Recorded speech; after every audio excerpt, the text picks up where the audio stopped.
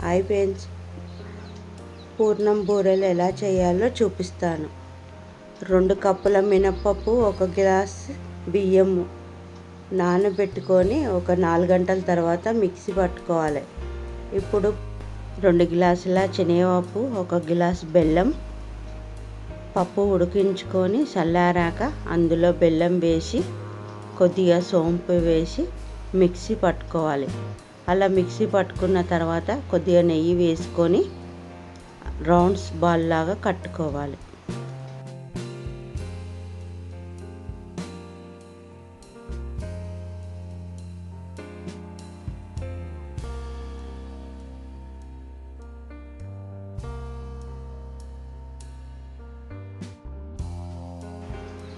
ఇలా వేడెక్కాక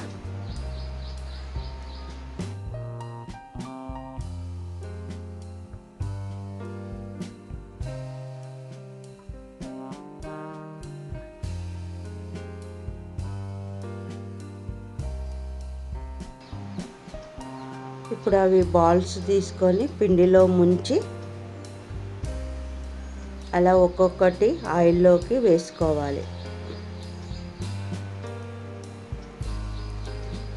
మిగతాయి కూడా అలాగే వేసుకోవాలి.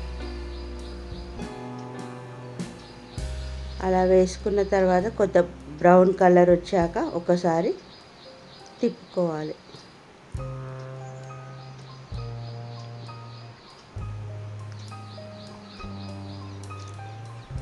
ఇప్పుడు బ్రౌన్ కలర్ వచ్చాక ఒక ప్లేట్లోకి తీసుకోవాలి.